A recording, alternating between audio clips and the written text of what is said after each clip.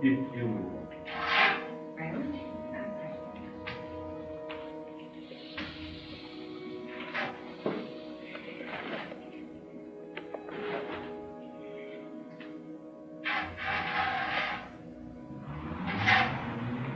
Graças a Deus, né?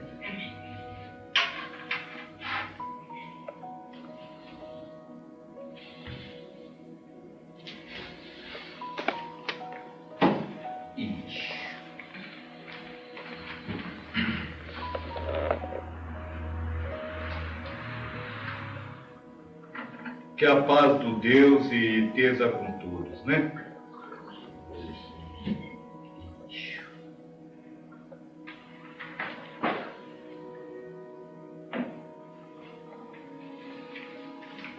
Obrigado, viu? Hoje não vai dar para cumprimentar um por um, né? Porque senão acabou a noite e nós só cumprimentou, né? Então, sinto-se cumprimentados, viu? Estou à sua disposição, à disposição de vocês. Nós podemos começar a fazer as perguntas? Pode, deve. Primeiro eu queria começar agradecendo por você receber a gente também. E a nossa primeira pergunta é em relação à sua missão. Qual o seu propósito? Ixi, quer saber mesmo? Resumidamente, não, tem que ser resumidamente. Mas talvez acho que você vai se socar um pouquinho. Todos os mestres falam na vinda de uma nova era, de uma nova época. Essa nova era é chamada de era de Acálios, mundo de regeneração, de a ligação céu e terra, depende da religião.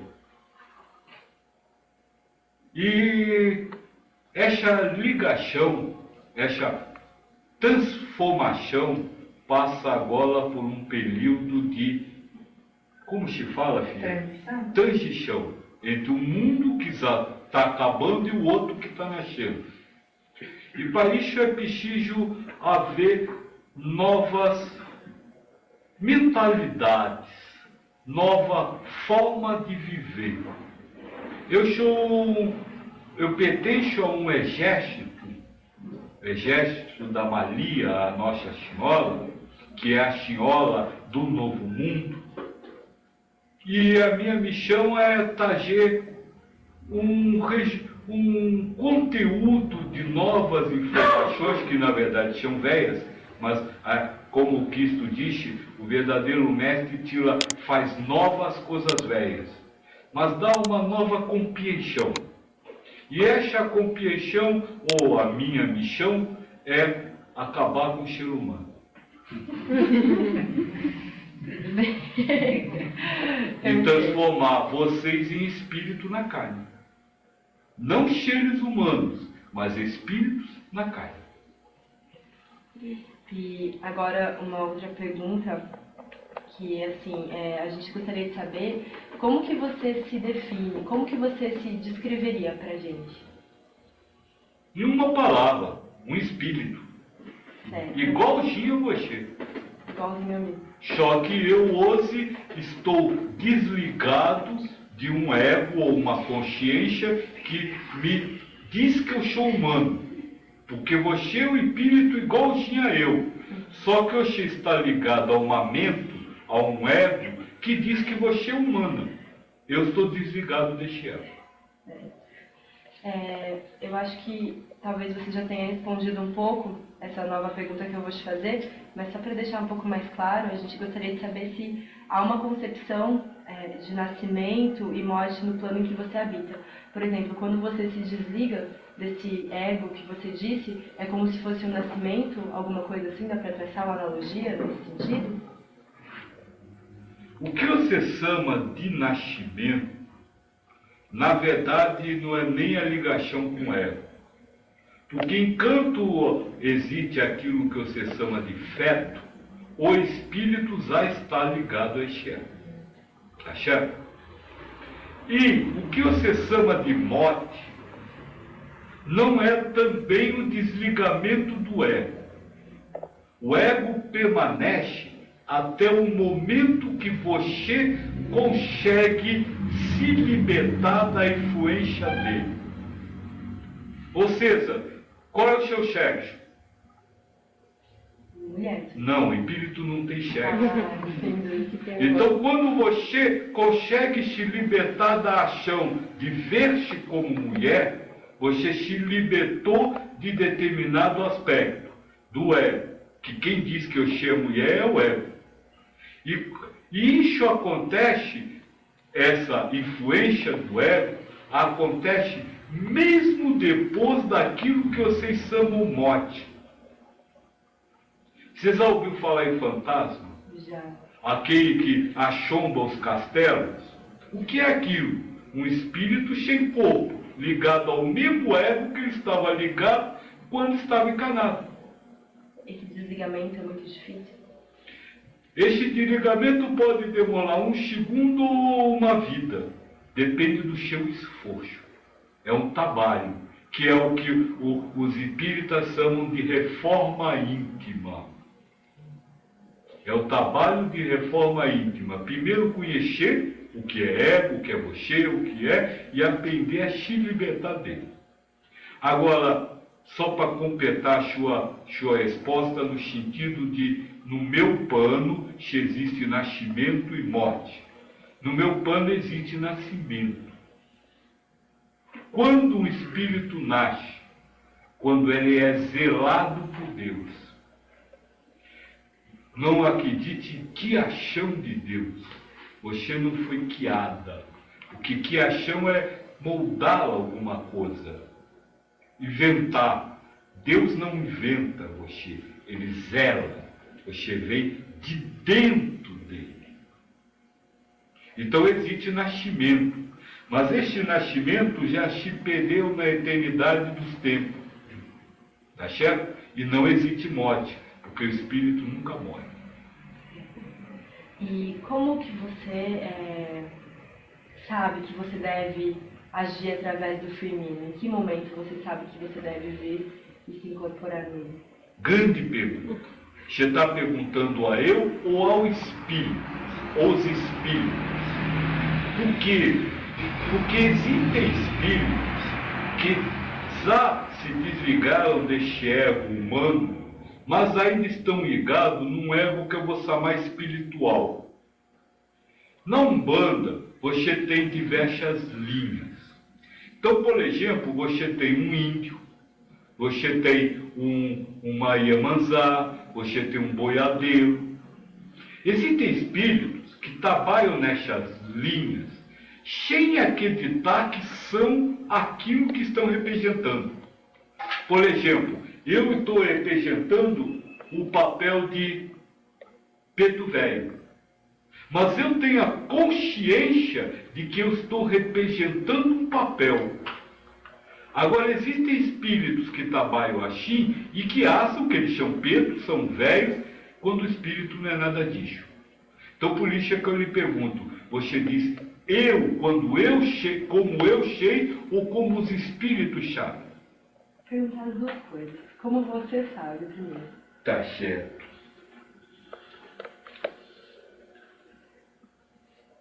Como este meu trabalho, e aí eu volto a dizer, por causa do trabalho, psija, eu tenho um ego menos material, menos formado de coisas materiais.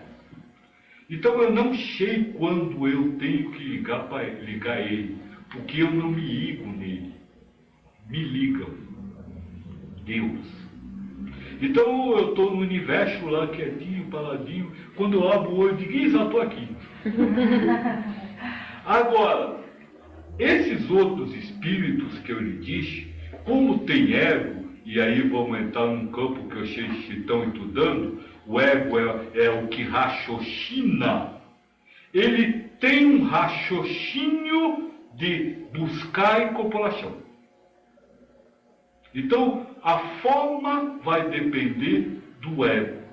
Se o ego ainda é um ego racional, mesmo que não seja mais material, ele vai receber um raciocínio, que ele vai acreditar que é ele que está raciocinando, como vocês acreditam que são vocês. Ele vai receber um raciocínio e ele acha que ele vai popular, quando na verdade tudo isso é ilusão. Eu, como não tenho o ego racional, eu fico não só eu, diversos, ficamos no universo parado e numa hora a gente acorda está aqui. O acordar é tomar consciência. O espírito liberto do ego não tem consciência das coisas. E por que eu acredito então que não foi você que escolheu o feminino, né? Ninguém escolhe nada no universo. Existe o Supremo Senhor do universo que decide o que é justo e necessário para você e para cada um. Então nem esse escolheu, nem eu escolhi. Mas eu tenho consciência disso. Tem outros que acham que escolheram, mas quem escolhe tudo é Deus.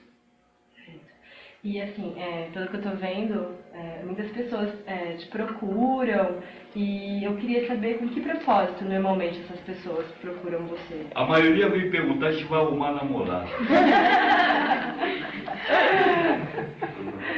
As pessoas me procuram e dentro do nosso trabalho específico quebram a cara, procurando bem-estar material.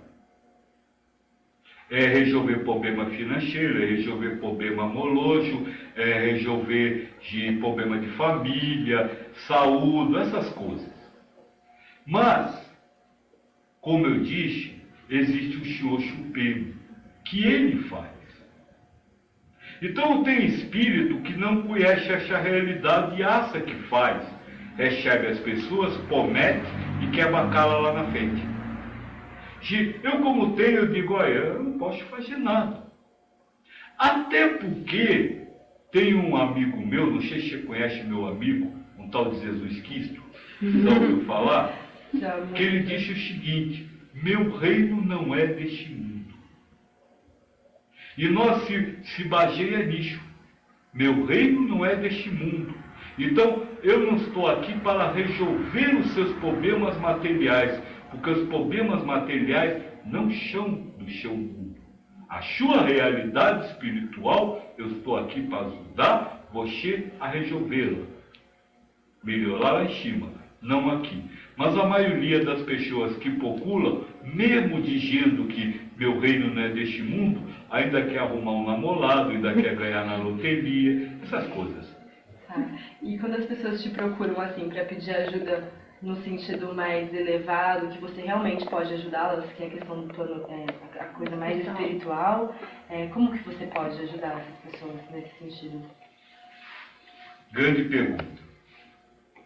Primeiro, no universo não existe mágica. O que é um milagre? É algo normal de acontecer que você não sabe como aconteceu. Tudo é fruto de um trabalho. Então, como eu posso ajudar as pessoas? Ensinando a trabalhar. E só ensinando. Por quê? Porque também ninguém pode fazer nada pelo outro.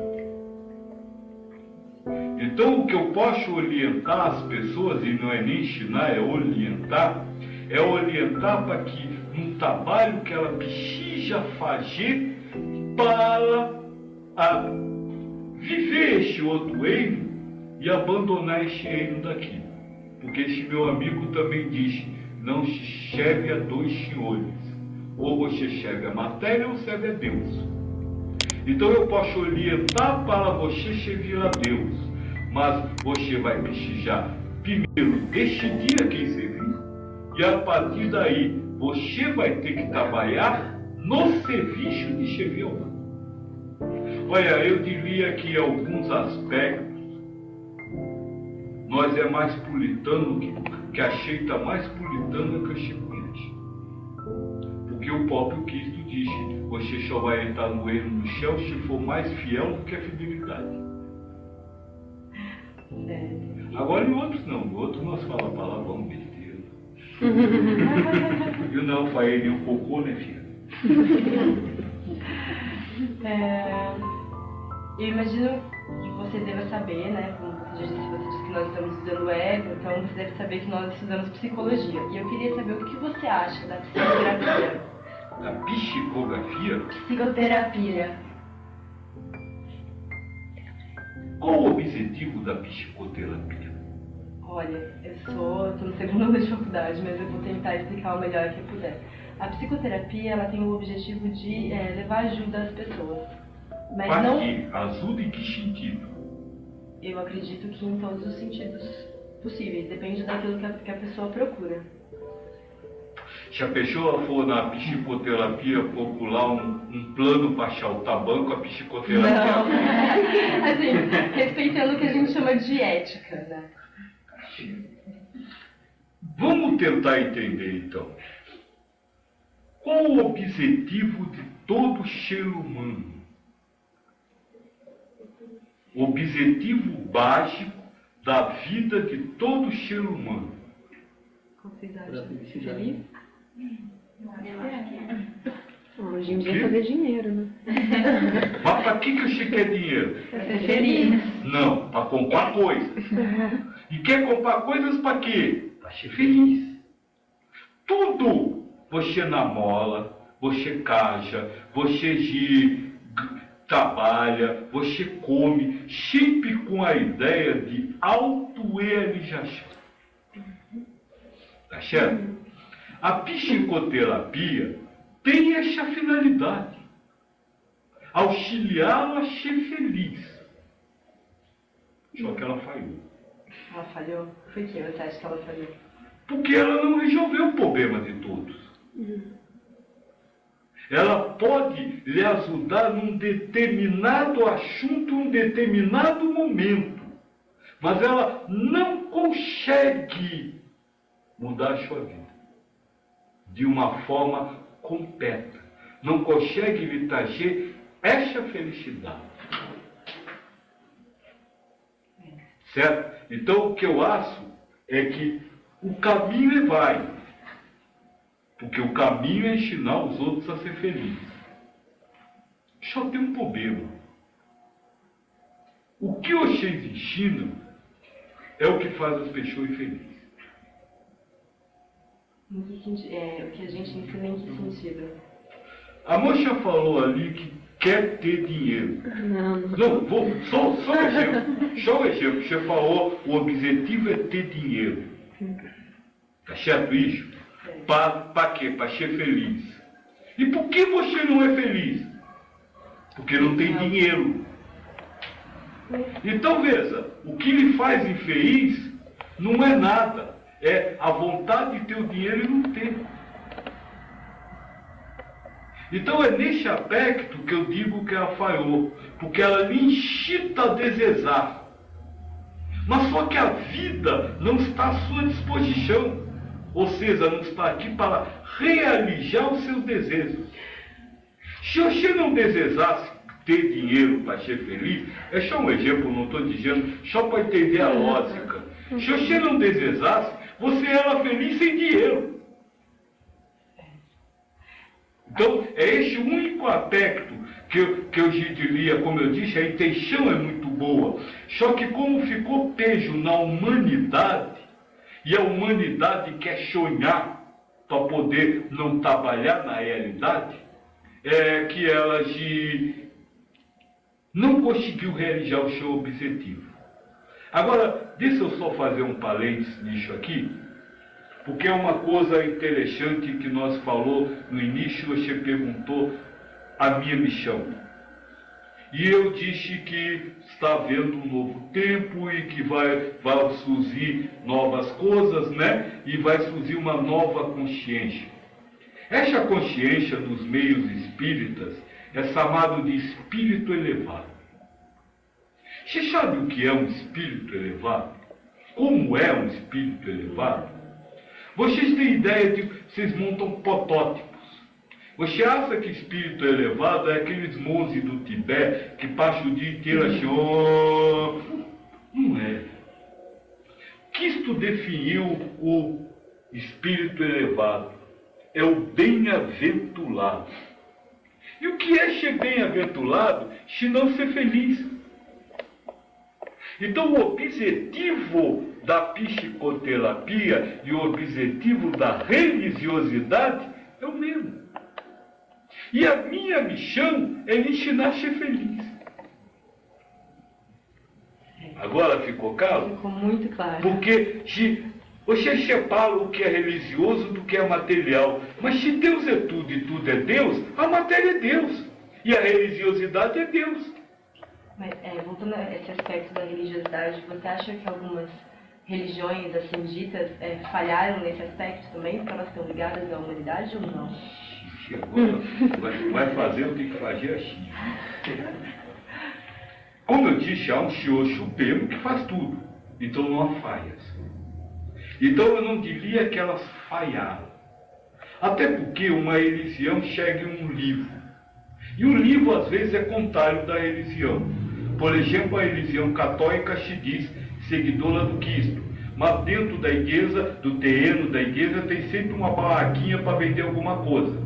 Se Cristo chegasse aqui, expulsar todos lá de dentro, de novo com o cicote.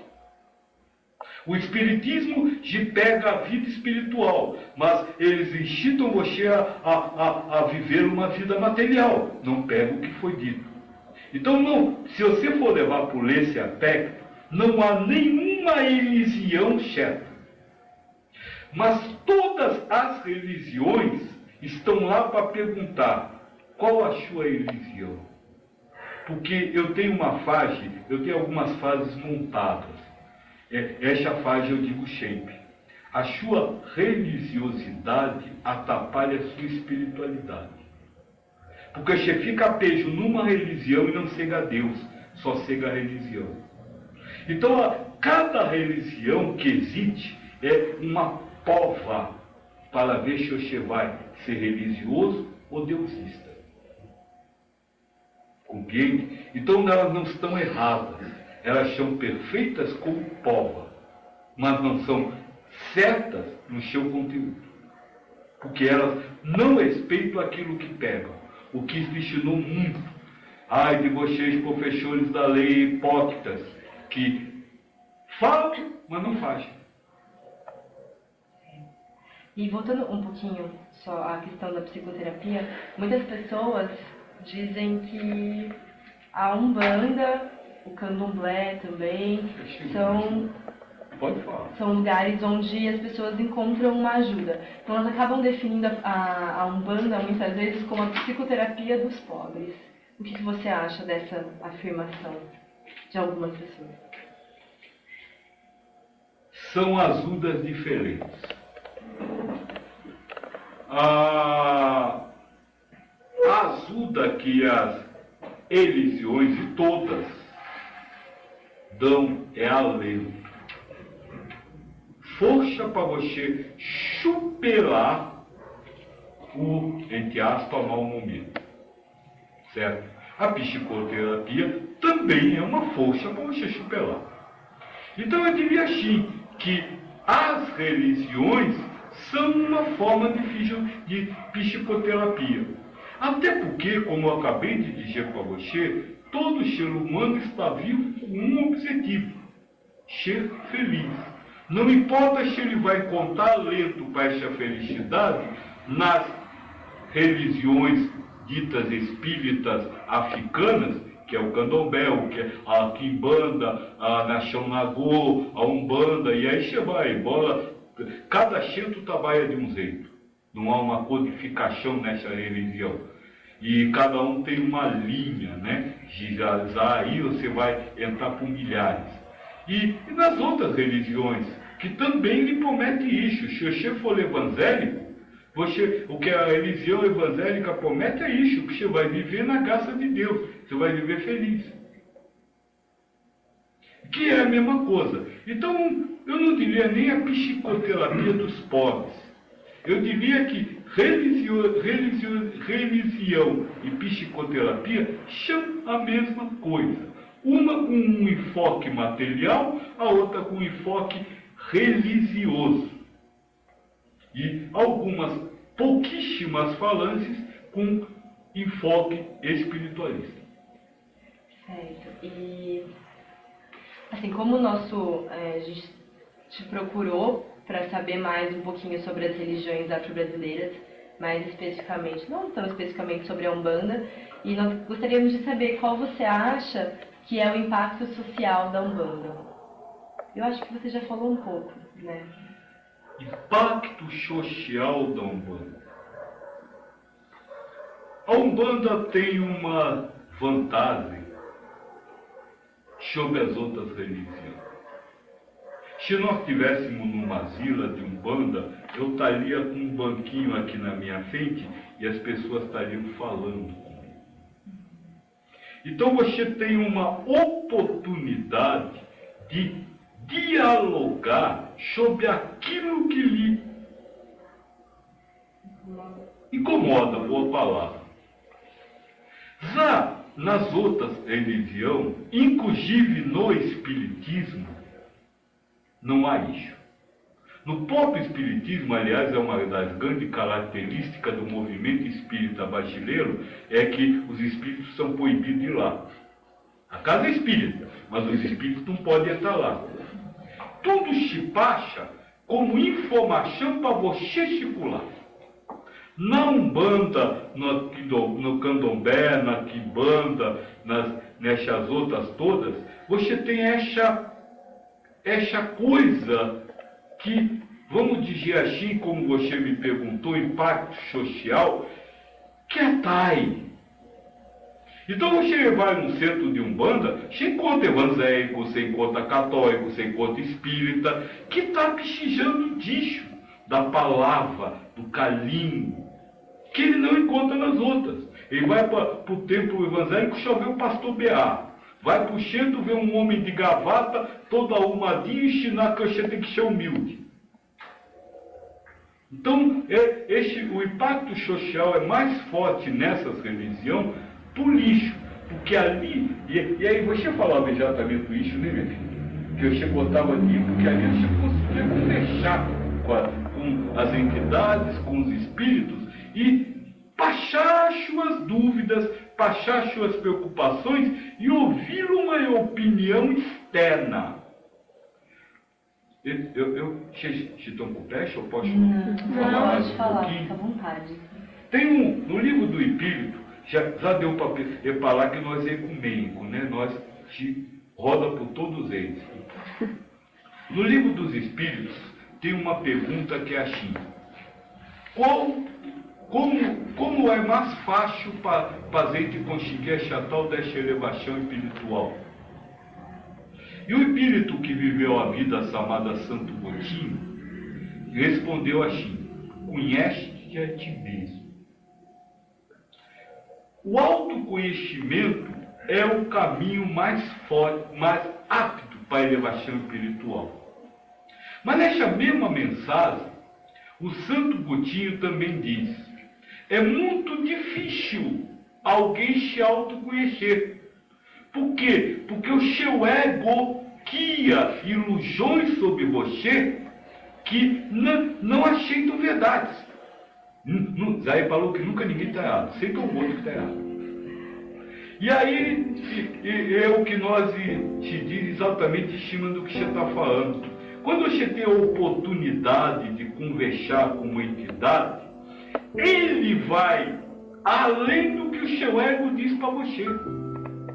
E aí fica, se você tem fé naquela entidade, se você gosta, se você, vamos dizer assim, aceita essa entidade, a mão dessa entidade para caminhar, fica mais fácil você dizer: tá certo, velho, desculpa, realmente eu estava pensando outra coisa, vou tentar ir pelo caminho que você está me falando. Olha, eu tive um filho que durante 2 anos ele foi todo dia, falava a mesma coisa, todo domingo. Aí voltava no outro e disse: fez o que eu disse? Não. Aí eu disse: como que você quer que melhore? Então, enquanto essa oportunidade existe, que não existe nas outras. Porque nas outras você não tem este aconselhamento. O máximo que você vai ter é um professor da lei aotando normas e regras. E a entidade não aota normas e regras. Ela conversa direto com você, o seu problema, no seu âmbito. Então, por isso, talvez, o impacto social, por isso, talvez, a difusão da Umbanda seja maior que qualquer uma. Que o problema é que ninguém aceita ser chamado de macumbeiro. Mas todos vão lá. E graças a Deus eu sou macumbeiro. Assim, e aí nós entramos na questão do, como é o nome, preconceito. Preconceito. A gente tem umas perguntas sobre preconceito também. E, assim, só pensando um pouquinho mais nessa questão de impacto, mas num outro aspecto. Você já deve ter conversado com muitas pessoas, tem muitas pessoas que te procuram. E o que você percebeu nos últimos tempos? Nos últimos tempos não sei quanto tempo faz que você faz isso, mas o que você faz muito tempo. Apesar que tempo não existe. Não adianta ir, não, eu não vou calar. O que você... Eu estou gostando. Quais mudanças você tem percebido que a Umbanda é capaz de proporcionar à vida das pessoas? Que mudança normalmente você percebe que acontece? A Umbanda. A Umbanda. Não eu. Isso. Porque você veio falar com a pessoa errada. Eu não trabalho direto com Umbanda. Eu conheço o show preto velho de Umbanda, mas as pessoas que vêm falar comigo não vêm no mesmo, vamos dizer, com a mesma ideia como se fosse um centro tradicional. A mudança que a Umbanda pode trazer na vida de alguém, ou que venha acontecendo dentro da Umbanda, não é uma mudança significativa. Por quê? Porque, infelizmente, a Umbanda, como missão, ela serve única e exclusivamente como um ponto de socorro. Se foi abandonada pelo namorado, qual a identidade passou lá? Então, ela é um ponto de socorro para os seres humanos. Ela não é uma divulgação de ensinamentos necessários. Essa questão vem mudando um pouco. Já existem muitos centros de Umbanda que hoje os médiums e a plateia, os médiums estudam e a plateia ouve, no início da conversa, textos do Livro dos Espíritos, de Chico Xavier, de Emmanuel. Tem sempre uma mensazinha, não é mais só bota para lá e vamos atender os problemas. Então essa é uma revolução. Mas o grande problema é que os médios estudam, mas estão interessados em começar logo a incorporação. Porque o que eles querem é incorporar, porque eles acham que aí estão ganhando ponto com Deus. Tá? É aquela história de estar comprando seu terreninho no céu. E a plateia também está ouvindo, mas está doida que começa, que está doida para chegar lá e descarregar tudo. Então, a Umbanda vem evoluindo, mas o grande problema da humanidade é saber uma coisinha que eu vou lhe dizer agora, mocinha, e você muito nova, por favor, nunca mais esqueça isso na sua vida. Você não é, neste momento, um ser humano tendo uma experiência espiritual. Você é um espírito tendo uma experiência material. É isso que vocês esquecem. E querem viver como humano e acham que só vão virar espírito depois da morte. E aí deixa para se preocupar com isso lá. Eu quero resolver minha vida aqui. Mas a sua vida aqui acaba indo naquilo. E aquela outra é eterna. Você vai ter que voltar para lá. E o medo da morte é exatamente isso. O medo de ver o que vai acontecer com você quando voltar para casa. E agora então eu vou mudar um pouquinho minhas perguntas, né? Porque você falou... Fico à vontade. Se eu te procurei, eu procurei a pessoa errada para falar de Umbanda porque você não... Não, neste aspecto que eu Nesse achei que aspecto. via. Você pode perguntar da Umbanda que nós conhecemos, eu trabalhei muitos anos na Umbanda. E você acha que qual que é o perfil das pessoas que procuram a Umbanda? Sofredores. Sofredores? Nesse aspecto, incluindo não só os que estão sofrendo dores física ou moral, como aqueles raivosos, aqueles que estão magoados. Quem vai a um terreiro de Umbanda é um sofredor. Depende da classe social. Independe da classe social. Vamos dizer assim, a madame vai lá para pedir justiça contra não sei quem. Ela não vai lá só para rejar. Para a igreja você vai só para rejar. Mas na Umbanda ninguém vai só para rejar. Vai sempre para resolver um problema que está lhe afligindo. Por isso é que eu digo que o perfil são os sofredores. Agora, como todos vocês sofrem... E voltando à questão dos preconceitos, né? Que a gente estava falando da questão do macumbeiro. Quais são os principais preconceitos que você acha que as religiões afro-brasileiras têm sofrido? Grande pergunta. Primeiro, a peça de macumbeiro. Porque, olha, quando você, com raiva, pensa mal de uma pessoa, você está fazendo uma macumba. Porque macumba é o desejo de mal a alguém. Algum espírito no universo pode ouvir aquilo e vai fazer. Então, as pessoas não sabem o que é macumba, fazem a macumba, sem a vela, sem o saluto, sem a gainha, e tem preconceito contra. Segundo, isso é tole, e vamos dizer assim, de estar no ego coletivo de vocês. A Umbanda é a religião dos pobres, é a religião dos escravos. O Espiritismo faz questão de dizer que ela é a religião dos sábios. Não precisa ser sábio, fica sábio quando vai para lá. A Igreja Católica é a religião dos poderosos, porque tem uma palavra que a minha filha gosta de usar, que eu acho, me dá até arrepios, mas é de passe. Né? Como é que é, filho?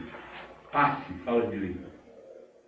Quando você vai na casa de uma pessoa, você tem que levar um prato de salgadinho, porque é de passe se levar.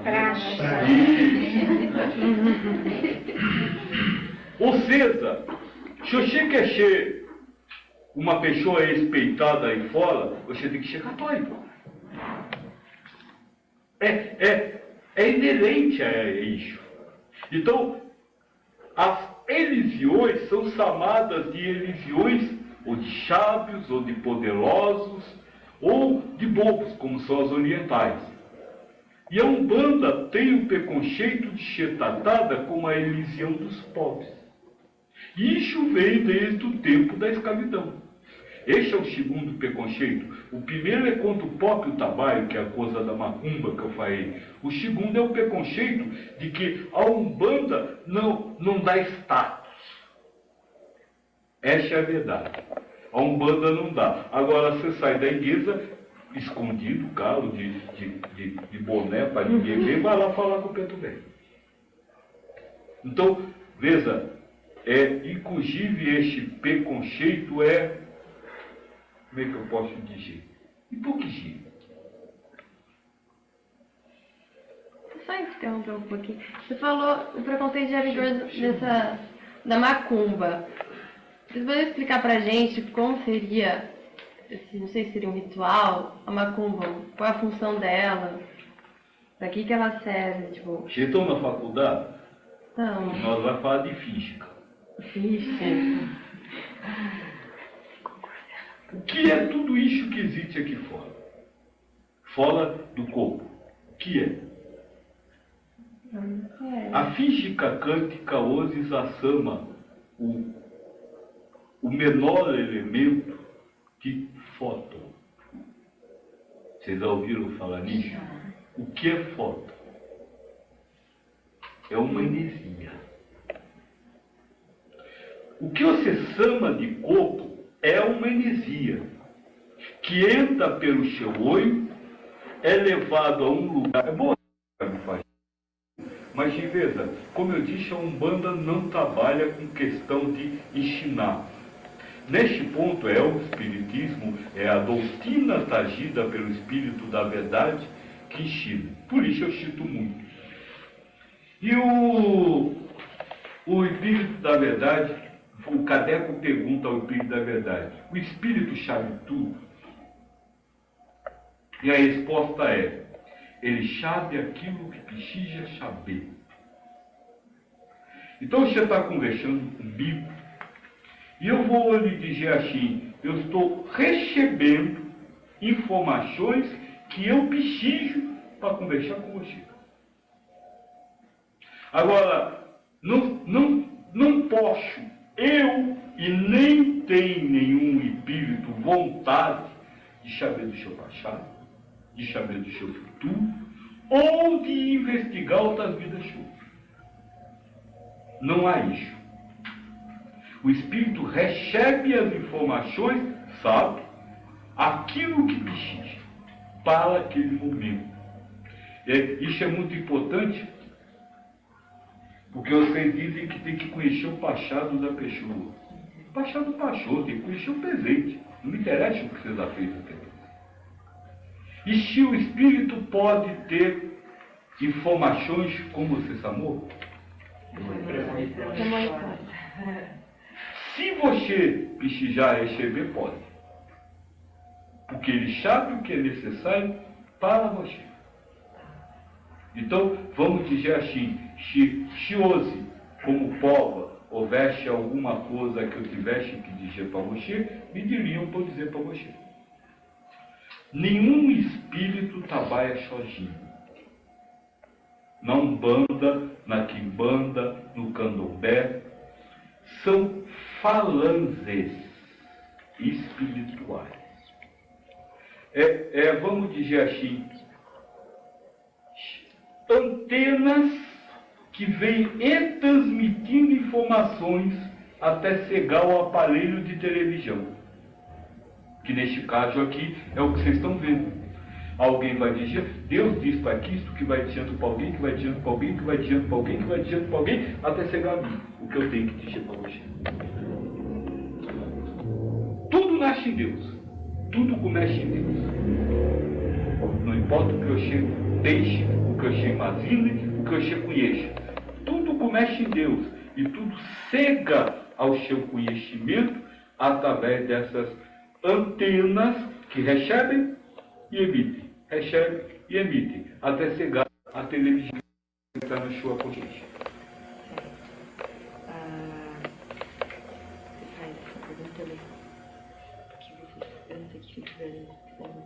Não, é que a gente muito ouve na Umbanda que sempre vem aquele lado de preconceito, que existe o lado bom, já ouvi falar de gira esquerda, magia negra, gira da direita.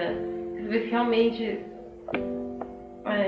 existe, não? Como é que é essa definição de bom e mal? Tem sempre muito essa dicotomia nossa atualmente, né? Tudo ou você é bom ou você é ruim. Isso. Vocês vivem num mundo dualista, onde tudo está de um lado ou do outro.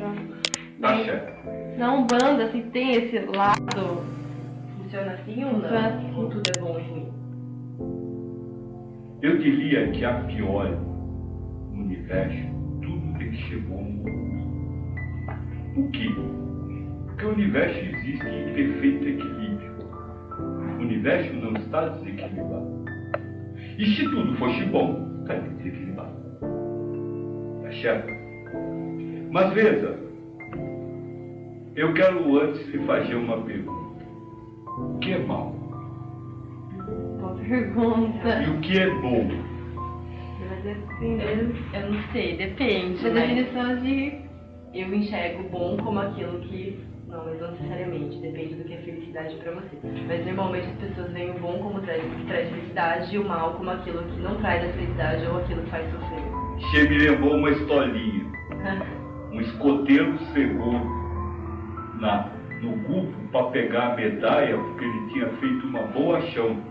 Tinha ajudado uma velhinha a atravessar a rua. Só que a velhinha chegou antes para reclamar que ela não queria atravessar a rua.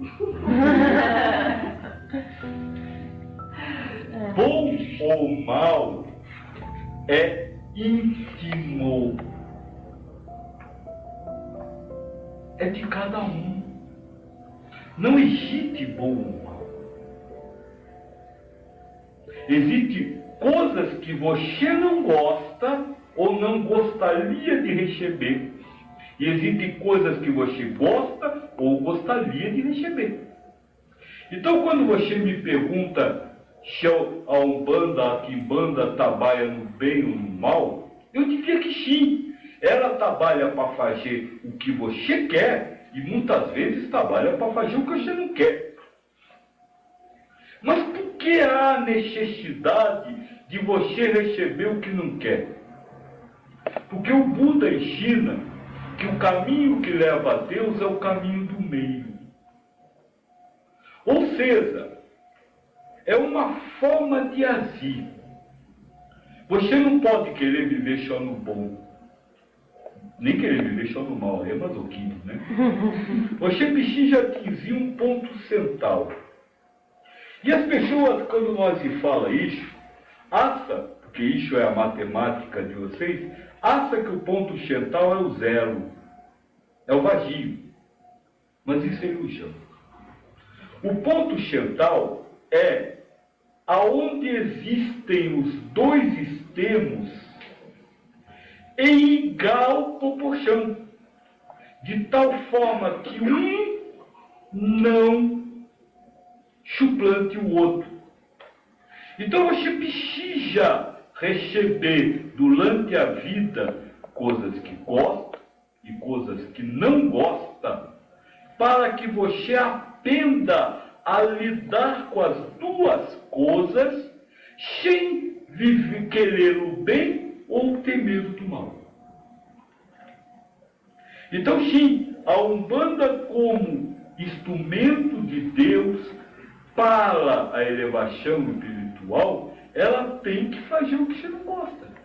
Para quê? Para lhe ensinar a não ter medo do que não gosta, a aprender a viver o que não gosta e o que gosta de uma forma indiferente. E agora o mal, como maldade, como coisa ruim, isso não existe. Você vai fazer isso? Não? Alguém tem mais alguma pergunta? Não sei. Alguém... Nosso roteiro de perguntas acabou. Querem fazer uma... se alguém quiser fazer também, pode fazer, né? Para elas é até interessante. Bastante.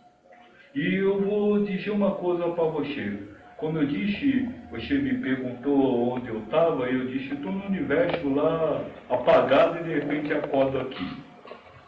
Quando me disseram que ia ter isso aqui, eu pensei que vocês, inclusive, fossem buscar muito mais só falar da Umbanda. Mas Deus fez acontecer que nós tivemos uma grande oportunidade de falar muito mais do que a Umbanda. Por quê? Porque vocês estão começando uma vida. Como todo doenço lixo. Já passaram um pouquinho. Já é a fase da crise ainda. Passaram nada. Como todo Bom, eu chamo meu jovem. de 10 anos de bebê, né? Então, Como todo jovem, vocês estão cheios de perspectivas para a vida. E como todo estudante, vocês estão achando que quando se formar vai resolver o problema do mundo. Não choro. Cadê o meu velho? Aqui. Tá fugindo, deu, é? Não. Vocês estão vendo lá, só não tem cabelo branco porque não tem cabelo. Nem cabelo branco. Velho, me diz uma coisa.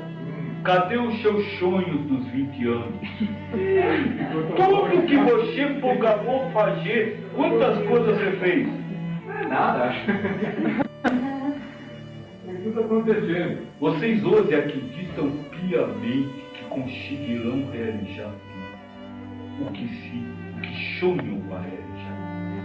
Mas acreditem, pouquíssimos conseguem. A arte. Viver é a arte de você saber viver com a vida que tem. Ao invés de ficar sonhando com a vida. Essa é a mensagem espiritual e, no caso de vocês, científica, dentro da ciência que vocês estudam, que tem que ser passada, que tem que ser ensinada. Não adianta vocês trabalharem a mente no aspecto positivo do futuro, porque a pessoa está vivendo ali, o agora. É muito mais fácil você ensinar a pessoa a viver o agora com amor no coração. Sabe, eu gostaria de ter um carro do ano, mas eu não tenho. Vou esperar para ser feliz quando tiver? Você vai sofrer muito. E quem sabe nem consegue ter. E aí quando fica velho, fica igual a ele. Onde foi parar minha vida? O que eu fiz da minha vida? Chorou acordado. Não estou tirando esperanças. Tenham esperanças. Mas não espere a esperança já. Eu disse para você, eu tenho umas palavrinhas, umas frasezinhas meio... Como é que se fala? Savão. O que é preciso para ser feliz? Viver. Viver agora. Não sei. Ser feliz. Para ser feliz é preciso ser feliz. Só isso. A felicidade é uma coisa que você decide. Ninguém mais pode decidir por você. Então, tenham esperanças, como da idade de vocês, planos de formar para... Tenham, mas não esperem tudo isso acontecer. Sejam felizes. Você tem hoje. Hoje, que anos vocês estão? Ótimo. Ótimo. Daqui a 2 anos eu vou estar no 4, mas hoje eu estou no 2. E eu sou feliz por estar no 2. Mas quando eu Zaquelo está no 4, o tempo não passa, a aula fica cansativa. Tem que fazer tudo. Transforma o dia no carro. E aí, e o pior é que quando chegar no carro, aí você já está pensando em arrumar o consultório. Aí você já, quando o consultório, você não vive nunca. Poxa, eu te disse que você perguntou a mim. Não é isso não. Como é que é o nome lá? É um chat, é um bate-papo.